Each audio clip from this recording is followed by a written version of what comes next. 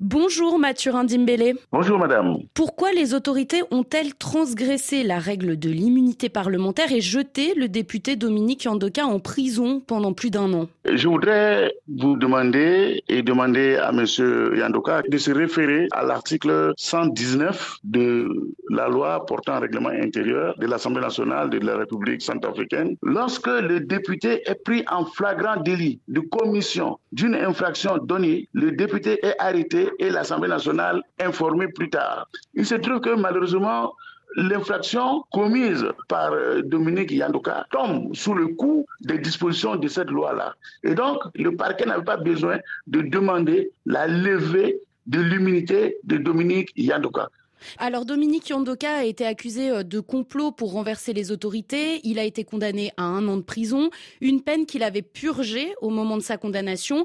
1 an de prison pour une tentative de coup d'État, n'est-ce pas une peine assez faible finalement? Les opposants y voient une tentative de couvrir une procédure sans fondement. Moi, je ne pense pas de la même manière. Il y a le principe de séparation de pouvoir entre la justice et le pouvoir exécutif. À partir de là, le juge fait son travail en toute liberté, en toute souveraineté, et ils ont peut-être décidé de condamner Yandoka à 1 an d'emprisonnement ferme. C'est une peine qui a été décidée et qui est peut-être conforme à l'infraction commise. L'essentiel est que le juge l'ait prononcée en toute souveraineté, en toute liberté. Confirmez-vous que Dominique Yandoka a été victime d'une tentative d'empoisonnement pendant son incarcération? C'était en février 2024 selon lui. Que savez-vous de l'épisode qu'il relate?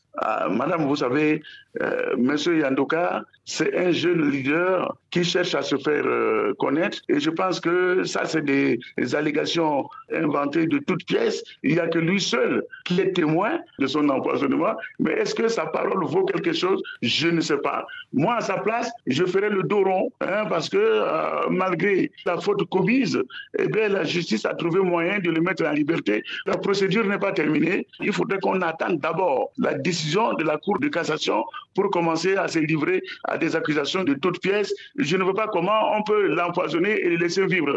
Alors vous comprenez que c'est absurde, vraiment c'est un non-sens.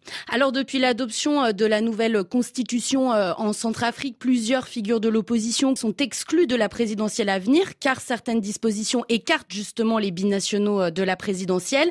N'est-ce pas une volonté du président Faustin Archange Touadéra d'effacer ses principaux opposants dont la plupart sont binationaux? Le président Touadéra a déjà été à l'élection présidentielle avec Dole Guélé, Mboli Goumba et Ziguélé. Il est sorti vainqueur. En 2020, c'est la même chose. La Constitution dit clairement que la démocratie, c'est le pouvoir du peuple, par le peuple et pour le peuple. Alors, moi, je pense que si le peuple a choisi de dire qu'il ne veut plus d'un président binational, moi, je pense que le peuple a ses raisons. Et la raison fondamentale, c'est d'éviter tout conflit d'intérêts. Et je pense que ce problème n'est pas le seul apanage de la République centrafricaine. Serait-il envisageable d'ouvrir un dialogue en vue d'amender cette mesure que l'opposition juge donc discriminatoire? Pour modifier une telle disposition, il faut repartir devant le peuple. Le président Touadéra seul ne peut pas, autour d'une table avec ces gens de l'opposition, décider de quoi que ce soit. Ils peuvent renoncer à l'une ou l'autre de leur nationalité dans les délais impartis par les lois en vigueur. En ce moment-là, ils seront en règle vis-à-vis du droit centrafricain. C'est la loi qui le dit, ce n'est pas Touadéra qui l'a inventé. Mathurin Dimbélé, oui. Le président Faustin Archange Touadéra sera-t-il candidat à l'élection présidentielle de décembre prochain?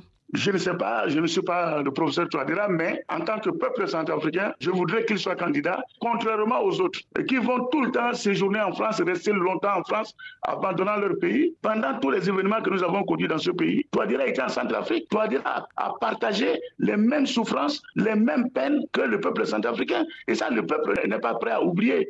Et si c'est son souhait, quand pourrait-il annoncer sa candidature? Le président Touadéra a un parti politique. Et je pense qu'il appartient au parti politique lors d'un congrès extraordinaire d'annoncer la candidature de Touadéra et de l'investir. Mais j'aimerais que cela se passe vite pour que le peuple soit heureux et pour que le peuple soit en paix. Merci Mathurin Dimbélé. Merci madame.